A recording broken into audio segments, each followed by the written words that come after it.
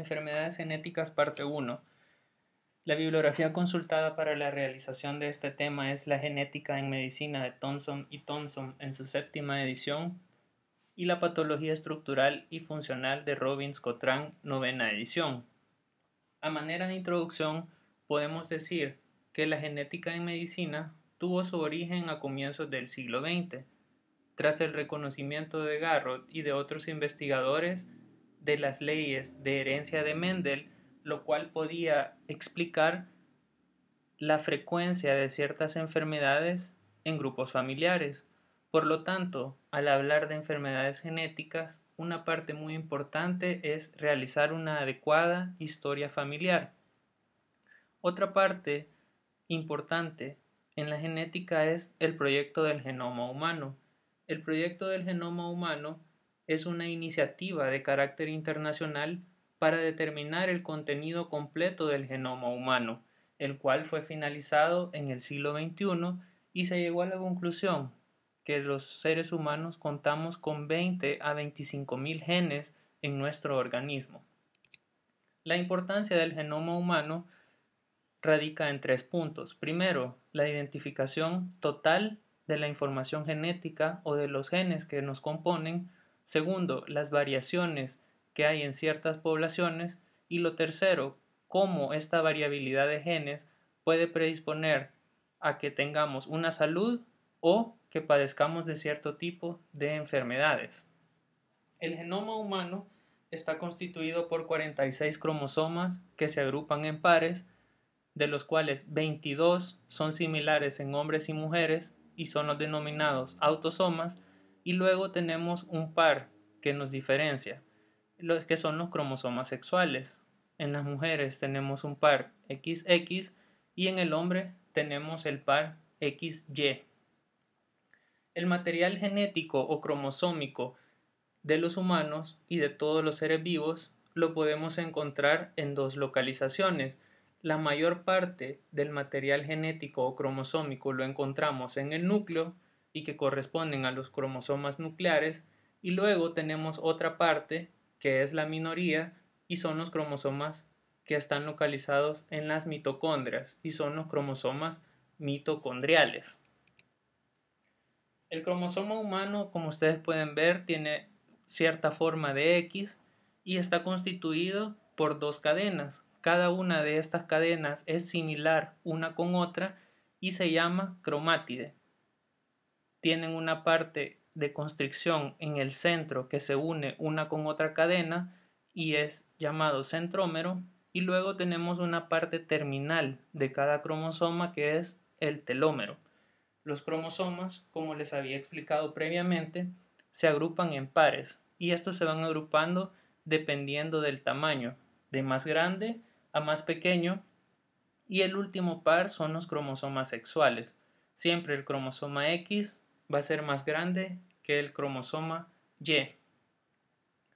Cada uno de los cromosomas o el material genético de los seres vivos y de los humanos está expresado en el ácido desoxirribonucleico o DNA, que es un ácido nucleico polimérico.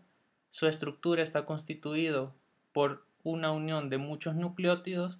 Un nucleótido está constituido por un azúcar, que es la azúcar desoxirribosa, un grupo fosfato y una base nitrogenada. La importancia del ADN o del DNA es que por medio de él se da la transcripción de la información de un ser vivo a otro ser vivo. Esta es la representación esquemática del DNA del modelo de Dawson y Crick, que es el modelo de doble hélice. Son 2 cadenas similares. Como habíamos visto, está constituido por nucleótidos y estos nucleótidos tenían un azúcar, que es la desoxirribosa, un grupo fosfato y una base nitrogenada. Las bases nitrogenadas están compuestas por bases purínicas y bases pirimidínicas. Las bases purínicas son la la guanina y la adenina, y las bases pirimidínicas son la citosina y la timina.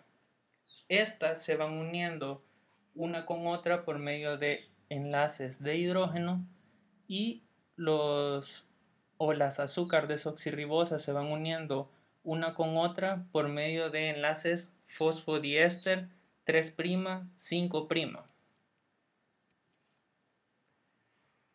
Pero ¿cómo es que muy pocas o tan poco material genético nos da toda la información que nosotros tenemos? Bueno, esto depende.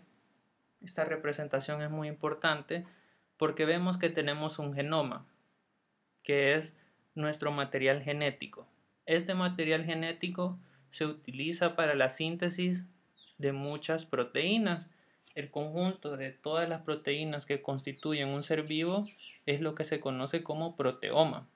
Cada uno de estos proteomas se van uniendo una con otra y forman redes, que son las conocidas como red de genes. Cada una de estas redes se utiliza para realizar ciertas funciones celulares, como pueden observar aquí. Pueden tener funciones de metabolismo, de señalización, de movilidad, de mitosis, de adhesión o también la respuesta al estrés. Cada una de estas funciones celulares determina la representación física de lo que nosotros somos, es decir, el fenotipo. Y esto determina nuestra anatomía, nuestra fisiología y nuestro comportamiento, que es lo que en fin determina nuestro organismo. Luego es importante conocer algunas definiciones con respecto al tema. El gen, que es una partícula de material genético que se haya dispuesto en un orden fijo a lo largo de un cromosoma y que determina la aparición de los caracteres hereditarios en los seres vivos. Luego tenemos un alelo. Un alelo es cada una de las representaciones que puede tener un gen. Luego tenemos locus. El locus es cada una o la posición específica que ocupa un gen dentro del cromosoma. Luego tenemos la genética, que la genética es la parte de la biología que estudia los genes y los mecanismos que regulan la transmisión de los caracteres hereditarios. Luego tenemos el intrón. El intrón es la parte del cromosoma que no se utiliza para la síntesis de proteínas. Luego tenemos el exón, que el exón es lo contrario del intrón, es decir, es la parte de un cromosoma que se utiliza para la síntesis de proteínas. La proteómica, que es la rama que se encarga del estudio de las proteínas, en particular de su estructura y de su función. Y por último tenemos la epigenética, que la epigenética se refiere a los cambios heredables en el ADN, pero que no implican una modificación en la secuencia de nucleótidos o en la estructura del ADN. Es decir, son aquellas influencias ambientales que modifican y expresan cambios en el ADN sin modificar su estructura. Algo importante también de conocer es el genotipo y el fenotipo. El genotipo es nuestra representación desde el punto de vista genético y luego tenemos el fenotipo, que es la representación física del genotipo. Así, por ejemplo, el doctor Mendel experimentó con los guisantes y él experimentó con respecto a la posición de la flor, cómo era el tamaño de la planta, si era grande, si era pequeña, con respecto a la semilla, su forma, su color, la cáscara de la semilla, cómo era el guisante, si era liso o era arrugado, el color del guisante, si era verde o amarillo. Y esto es importante porque todo esto viene determinado por el genotipo. Y el genotipo siempre va a estar expresado en pares. Una parte va a derivar del padre y otra parte va a derivar de la madre, que son los alelos. Los genes no se pueden mezclar, es decir, no va a haber una parte intermedia entre cada uno de los genes.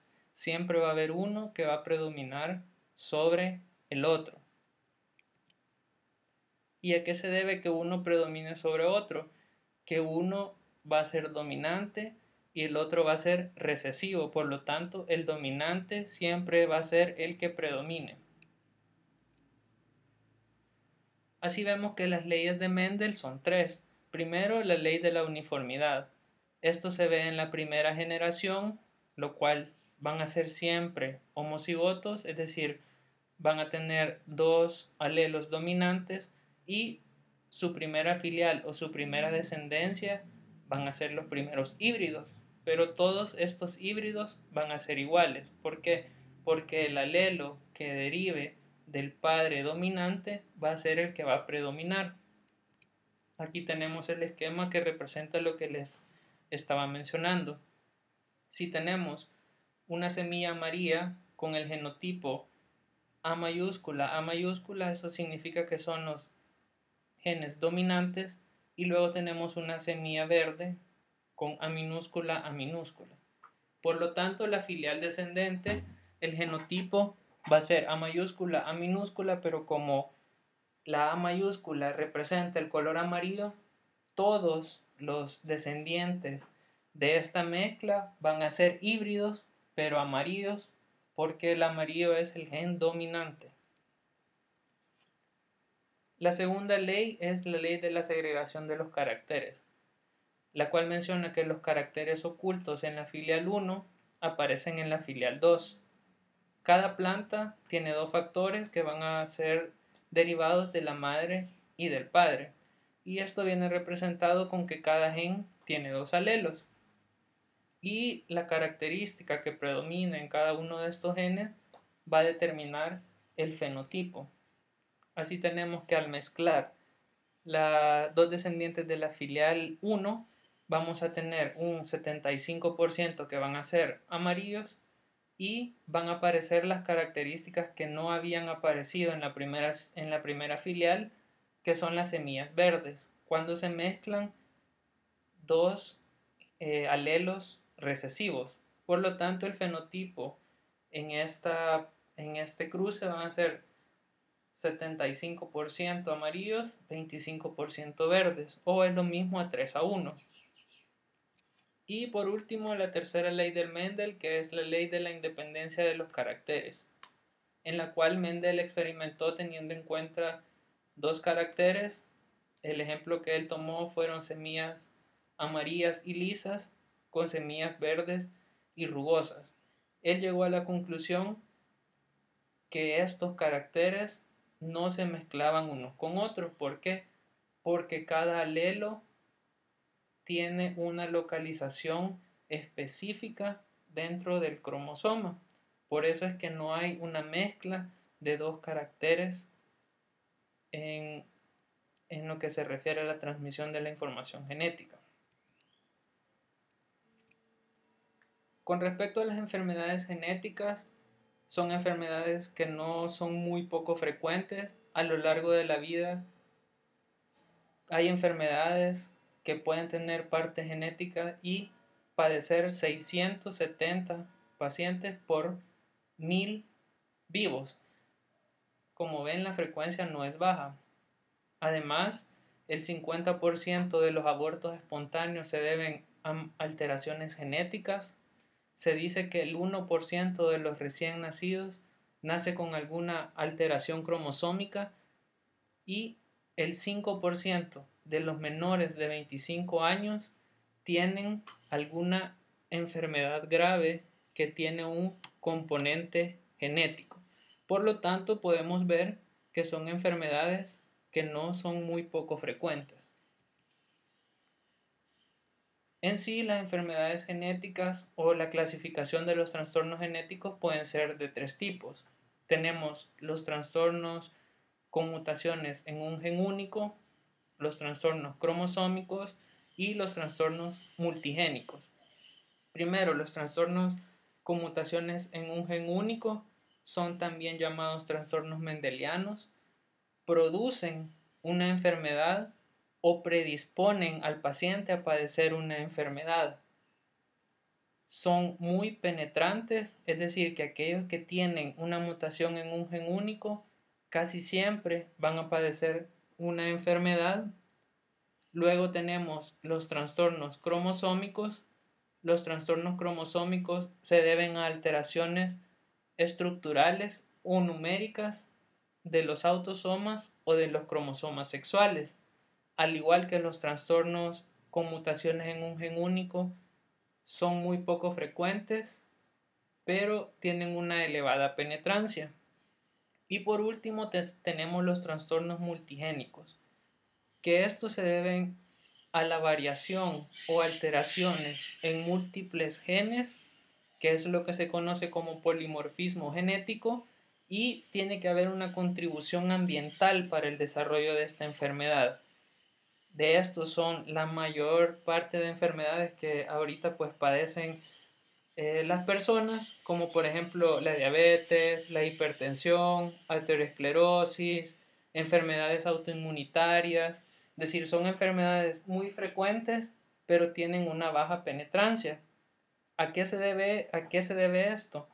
Bueno, se debe a que muchos pacientes pueden tener alteraciones genéticas, pero quienes padecen la enfermedad son un poco porcentaje de todas estas personas. Luego debemos de conocer qué es una mutación. Una mutación se define como un cambio permanente en el ADN. Las mutaciones pueden afectar a ambos tipos de células, a las células germinales, que son aquellos que dan lugar a enfermedades hereditarias, y luego tenemos las mutaciones que afectan las células somáticas. Las que afectan las células somáticas no causan enfermedades hereditarias, pero sí van a predisponer a algunas malformaciones genéticas y también al aparecimiento de algunos tipos de cánceres.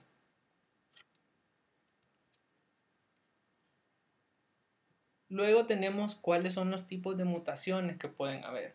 Hay 4 tipos de mutaciones. Tenemos mutaciones puntuales dentro de secuencias codificantes, mutaciones dentro de secuencias no codificantes, tenemos deleciones o inserciones y tenemos mutaciones por repetición de trinucleótidos. Primero, las mutaciones puntuales en secuencias no codificantes. Esta se debe a un cambio puntual de una base única por otra en la cual es cambiada por otra diferente. Esto puede modificar un código de un triplete de bases o puede condicionar la sustitución de un aminoácido por otro en el producto genético.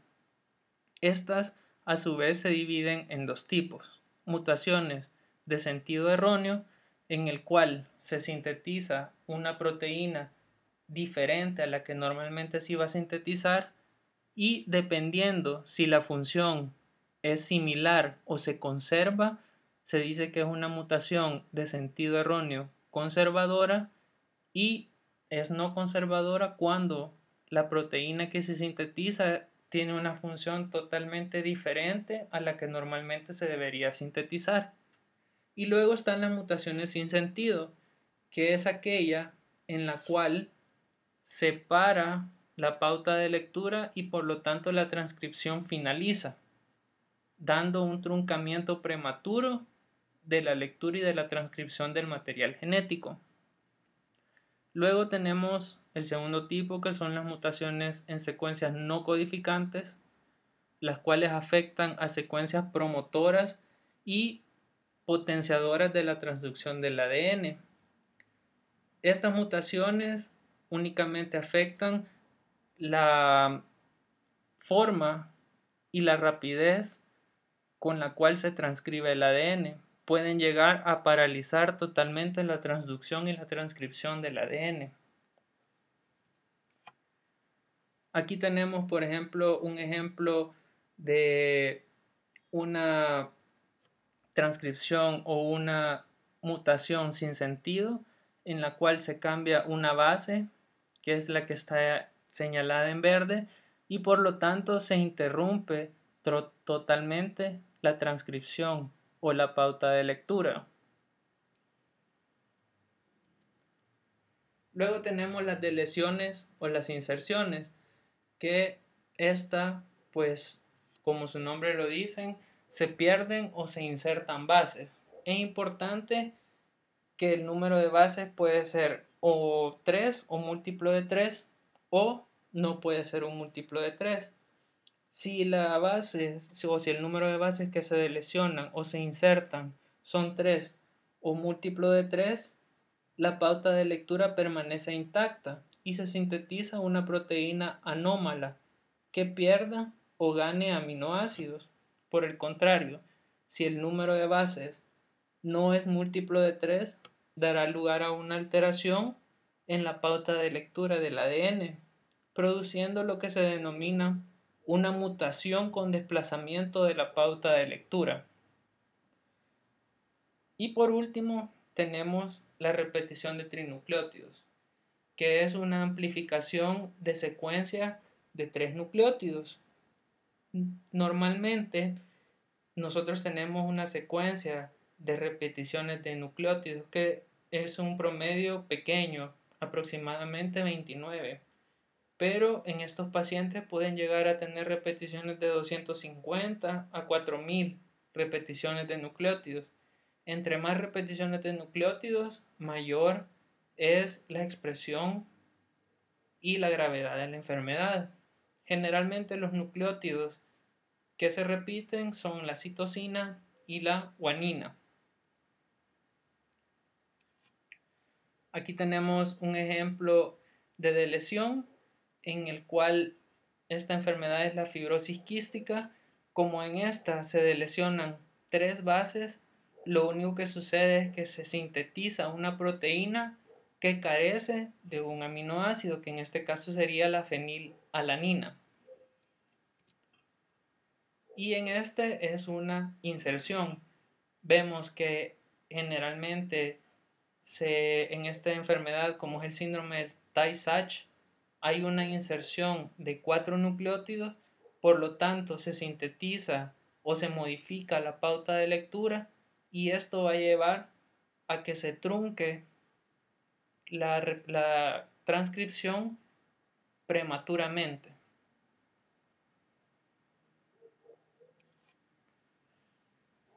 Dentro de los trastornos mendelianos hemos visto que son mutaciones puntuales. Normalmente todas las personas contamos con 5 a 8 mutaciones o genes deleterios y es importante mencionar 2 conceptos como son el pleiotropismo y la heterogeneidad genética. El pleiotropismo se refiere a que un solo gen mutante puede ocasionar muchos efectos finales. El ejemplo puede ser la anemia drepanocítica. En la anemia drepanocítica es una mutación puntual que da una alteración en la cadena de hemoglobina. Esta va a producir daños en los eritrocitos y estos eritrocitos van a producir a su vez daño en vasos sanguíneos, va a producir fibrosis esplénica, infartos orgánicos y cambios óseos. Es decir, una sola alteración en la cadena de hemoglobina me da todas las manifestaciones en diferentes órganos. Y al contrario tenemos la heterogeneidad genética, en la cual mutaciones en diversos locus genéticos pueden dar lugar a rasgos similares o al mismo rasgo, como por ejemplo la sordera infantil grave. Muchas mutaciones pueden darme sorderas infantiles y se van a manifestar de la misma forma. ¿Qué tipos de patrón pueden tener los trastornos mendelianos? Primero, los trastornos pueden ser autosómico dominantes, autosómicos recesivos y trastornos ligados a X. Revisaremos los trastornos autosómicos dominantes. Estos se manifiestan en pacientes heterocigotos. Con solo que tengan mutación en un solo alelo, van a manifestar la enfermedad. Características de estos pacientes: algún porcentaje no tiene padres afectados, es decir, que van a ser mutaciones de novo, del óvulo o del espermatozoide que provienen. Segundo, tienen una penetrancia incompleta y una expresividad variable. Tercero, la aparición de estas enfermedades se da en etapas retrasadas de la enfermedad. Y por último, que no afectan a genes que codifican enzimas, sino que van a afectar a vías metabólicas con inhibición por retroalimentación, como por ejemplo podemos mencionar la hipercolesterolemia familiar, o van a afectar proteínas estructurales, como por ejemplo colágeno, fibrilina. Aquí tenemos el esquema, vemos que el padre es el que está afectado, por lo tanto, cada descendencia de esta unión va a tener un 50% de probabilidad de ser enfermo.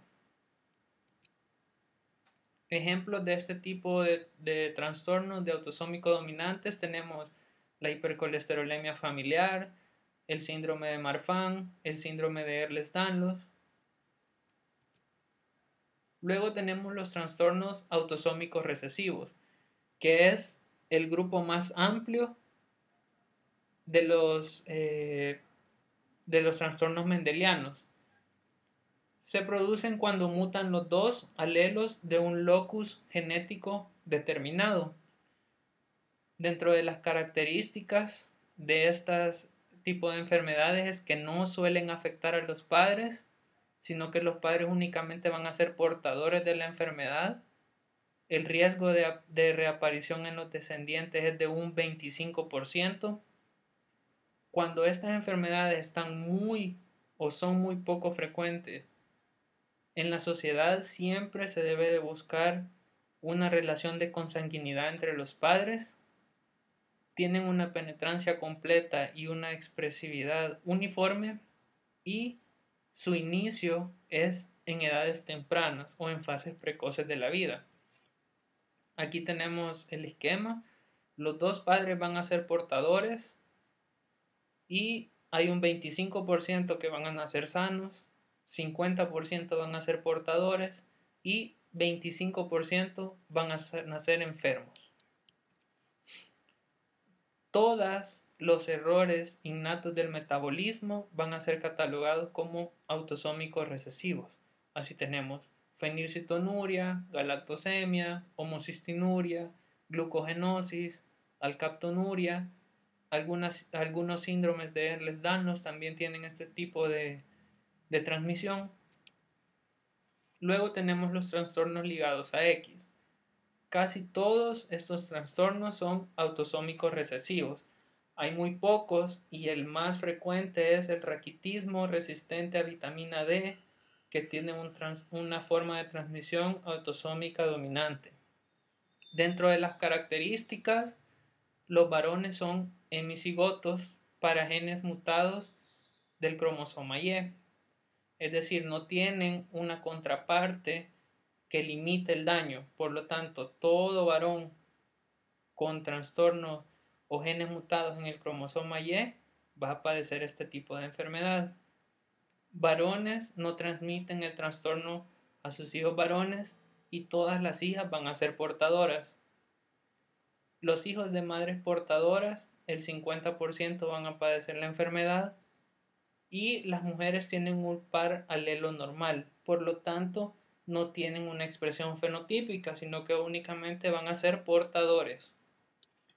Y mutaciones en el cromosoma Y hacen al hombre infértil, por eso es que no hay trastornos ligados al cromosoma Y. Aquí tenemos un esquema. Si el padre está afectado, el 100% de las hijas van a ser portadoras, pero no van a estar afectados.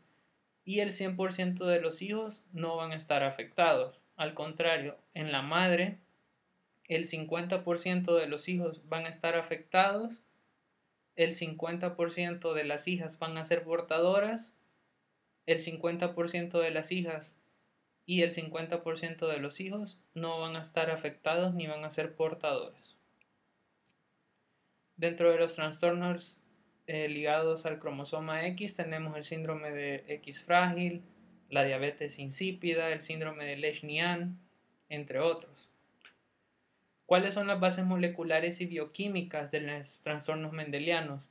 Bueno, pueden tener o pueden producir defectos enzimáticos, pueden producir defectos en los receptores de membrana y sistemas de transporte, pueden producir alteraciones en proteínas no enzimáticas o pueden producir reacciones infrecuentes frente a algunos fármacos. Así tenemos dentro de las proteínas o enzimas que son estructurales, tenemos el síndrome de Marfan. El síndrome de Marfan tiende a afectar a aquellos tejidos que son ricos en fibrilina, por lo tanto los tejidos que van a estar más afectados son el sistema cardiovascular, los tendones y las articulaciones. El 70 al 85% de estos pacientes van a ser familiares y su patogenia se debe principalmente a que hay un defecto en la fibrilina de tipo 1. La fibrilina de tipo 1 es un componente de las microfibrillas de la matriz extracelular. Estas fibrillas aportan un soporte para la formación de las fibras elásticas. Por lo tanto, como hemos visto, los tejidos más afectados van a ser el sistema cardiovascular, las articulaciones, los ligamentos. Estos genes son los que participan en el síndrome de Marfan, específicamente el FBN1. El FBN2 da origen a otra enfermedad que es la aracnodactilia contractural congénita. Estos son los cromosomas donde están localizados el daño y son mutaciones en sentido erróneo las que producen. Actualmente se está viendo que en los pacientes con síndrome de Marfan, y por lo tanto se le está dando importancia, es que hay un aumento en la concentración del factor transformante de crecimiento beta, y se ha visto que muchas de las manifestaciones clínicas tienen que ver con un aumento en las concentraciones de este factor de crecimiento.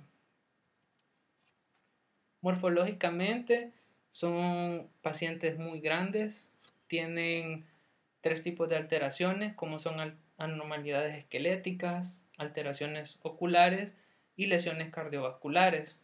Dentro de las anormalidades esqueléticas son pacientes que tienen extremidades muy largas, dedos afilados en las manos y en los pies.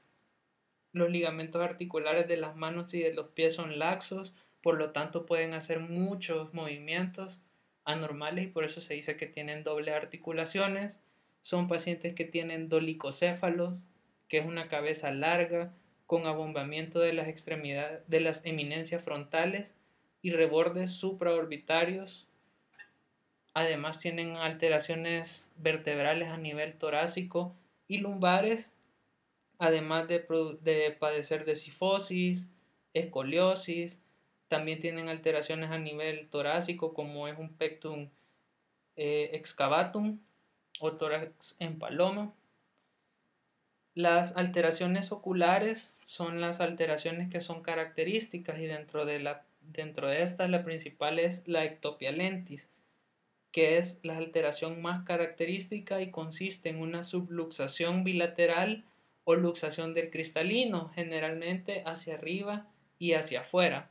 Cuando en un paciente se ve esta anormalidad, siempre se debe de buscar el síndrome de Marfan. Y por último tenemos lesiones en el aparato cardiovascular, como son prolapsos de la válvula mitral y dilataciones a nivel de la aorta descendente que puede llevar a disecciones aórticas. Características clínicas, pues son pacientes que pueden sufrir de una insuficiencia mitral porque las válvulas se vuelven maleables y blandas. Además, la muerte en estos pacientes principalmente se da por una ruptura aórtica más que por una insuficiencia cardíaca, pero tienen una amplia variabilidad de expresión, es decir, no todos los pacientes van a tener las características antes mencionadas, algunos pueden tener todas, otros pueden tener un pequeño fenotipo de esta enfermedad. Aquí está representado esquemáticamente, son pacientes grandes con extremidades superiores e inferiores largas, las manos y los dedos de los pies y de las manos son grandes, pueden tener alteraciones a nivel torácico, el torso va a ser pequeño, pueden tener cifosis, escoliosis, las articulaciones van a ser flexibles, pie plano, entre otros. Y por último tenemos el síndrome de Ehlers-Danlos, que son defectos en la síntesis del colágeno fibrilar, pueden deberse a alteraciones en los propios genes del colágeno o a enzimas que participan en la síntesis de estos. Tienen 3 tipos de herencia mendeliano y por lo tanto afecta a tejidos ricos en colágeno. De estos hay 6 tipos, el que se ha estudiado con mayor frecuencia es el tipo 6 o conocido como cifoescoliosis. Se caracteriza por tener hipotonía, laxitud articular, escoliosis, fragilidad ocular. Son pacientes que tienen una herencia autosómica recesiva y el daño se da porque hay una alteración en la enzima lisil hidroxilasa. Y estos son las características clínicas, pueden hacer estos movimientos grotescos con los dedos, tienen articulaciones flexibles que les permiten hacer movimientos anormales, esta hiperlaxitud articular y por último la piel, que la piel es flexible, hiperextendible. Esto es la parte buena, pero la parte mala es que estos pacientes pueden sufrir daños en las articulaciones sin tener dolor, se pueden deformar las articulaciones y con respecto a la piel, que son pacientes que tienen un problema de cicatrización debido a que no hay una síntesis adecuada del colágeno. Esto era lo que yo traía como primera parte de las enfermedades genéticas. Muchas gracias.